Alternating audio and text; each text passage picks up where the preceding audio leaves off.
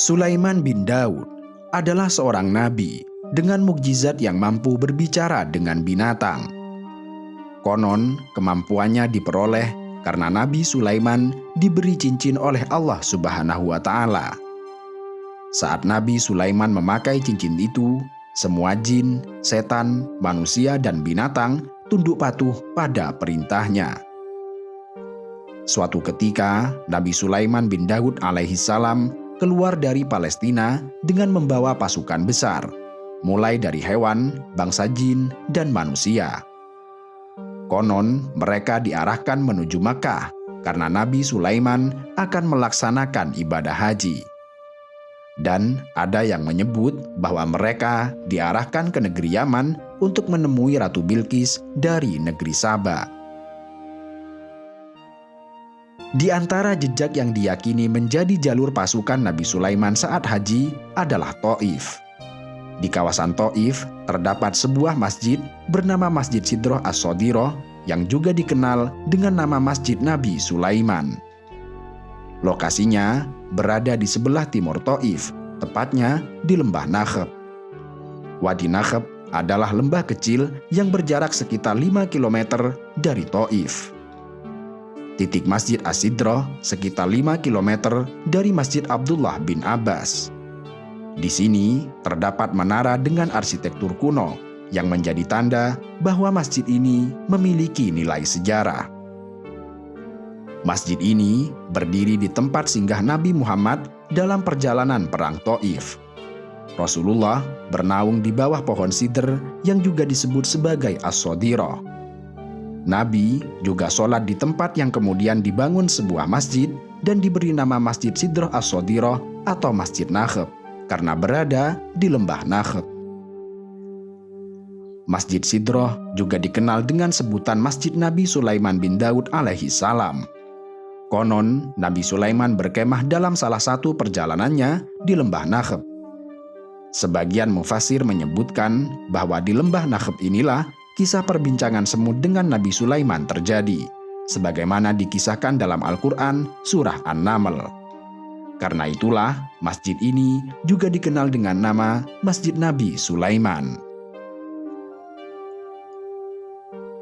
Rombongan Nabi Sulaiman diyakini juga sampai di padang Sahara bernama Rafha yang terletak di utara Najd, lokasi keberadaan sumur-sumur misterius yang masih wujud hingga saat ini. Di beberapa perbincangan, sumur-sumur ini dibuat oleh jin atas perintah Nabi Sulaiman. Konon, di kawasan ini, pasukan Nabi Sulaiman dilanda kehausan yang sangat parah. Mereka terus memegang tenggorokan, sementara persediaan sudah habis, karena memang tidak cukup dengan jumlah pasukan yang sangat besar. Nabi Sulaiman kemudian memandangi pasukannya, dan dia menemukan jin bernama Sintir tertawa di antara barisan pasukan jin. Kemudian Nabi Sulaiman menanyakan mengenai alasan kenapa ia tertawa. Jin itu pun berkata, "Kalian kehausan, sementara air berada di bawah telapak kaki kalian." Nabi Sulaiman yang mendengar itu akhirnya memerintahkan jin tersebut untuk menggali sumur. Sesuai perintah, pasukan jin menggali sumur di tempat itu untuk memenuhi kebutuhan air pasukan Nabi Sulaiman. Untuk memenuhi kebutuhan air pasukan besar itu, ratusan lubang sumur digali oleh jin hingga semua pasukan Nabi Sulaiman bisa menghilangkan dahaganya. Saat ini ditemukan 300 sumur yang berada di kawasan tersebut yang diyakini digali oleh jin-jin yang diperintahkan oleh Nabi Sulaiman untuk memberi minum pasukannya. Sumur-sumur ini dikenal dengan nama Abar al-Jin yang secara harfiah berarti sumur-sumur jin. Sumur-sumur ini memiliki kedalaman rata-rata 20 meter dengan lubang berdiameter kurang dari 30 cm. Dengan demikian, sumur-sumur ini terbilang sempit untuk ukuran sebuah sumur. Namun sampai saat ini, di dalam sumur-sumur tersebut masih tersedia air yang bisa ditimba. Lokasi sumur jin berada di kawasan Gurun Habkah, Provinsi Rafha. tepatnya di Desa Lina, di tengah-tengah Hafar al-Batin dan Ar-Ar, Arab Saudi sebelah utara. Daerah ini merupakan kawasan yang memiliki akar sejarah kuno, sebuah kawasan yang berdekatan dengan Kuwait, Irak, serta Bahrain. Sisa-sisa peradaban terdahulu, seperti sisa kaum Tsamud di Madain Soleh, masih bisa disaksikan hingga saat ini. Keberadaan sumur-sumur ini sempat membuat bingung para peneliti. Kisah bahwa sumur ini digali oleh jin atas perintah Nabi Sulaiman pun dinilai bukan sebuah kesepakatan dan masih berada di antara fakta dengan mitos. Tidak ditemukan sumber otoritatif yang menceritakan tentang kisah ini. Bagi yang percaya bahwa itu hasil galian jin era Nabi Sulaiman, berpikir bahwa bagaimana bisa sumur-sumur itu digali sedemikian rapi di daerah bebatuan yang keras serta padat, dengan kedalaman mencapai 20 meter. Sumur yang digali tidak hanya berjumlah puluhan, melainkan berjumlah ratusan. Karena itu, sangat sulit bagi manusia zaman terdahulu dengan peralatan yang jauh dari kata modern mampu melakukan itu. Bahkan alat modern sekalipun harus betul-betul canggih. Lokasi sumur ini juga berada di dataran tinggi, bukan pilihan yang tepat untuk penggalian sumur oleh manusia. Sebab normalnya, manusia akan menggali sumur di dataran rendah yang tentunya dekat dengan mata air. Terlebih lagi, lubang sumur-sumur ini demikian sempit, dengan diameter kurang dari setengah meter.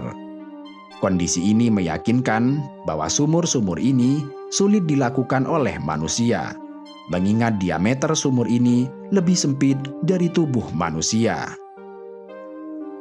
Kondisi ini mengonfirmasi bahwa sumur-sumur itu bukanlah buatan manusia. Jikapun mau dikatakan bukan buatan jin, sebagaimana dalam kisah yang beredar, pasti ada campur tangan Tuhan di balik sumur ajaib ini. Kendati demikian, para ahli geologi menampik cerita yang berkembang itu. Dr. Abdul Aziz Al-Bassam, seorang profesor geologi Universitas King Saud, menyaksikan peran jin dalam penggalian sumur ini. Para ahli geologi beralasan bahwa lokasi sumur yang diklaim sebagai buatan jin ini secara geografis berada di Provinsi Rafha. Sementara Rafha dan sekitarnya merupakan kawasan yang diliputi oleh peradaban manusia terdahulu, terutama bangsa Tsamud. Kaum Tsamud memiliki kebiasaan mengukir batu, bahkan menjadikan batu di pegunungan sebagai tempat tinggal.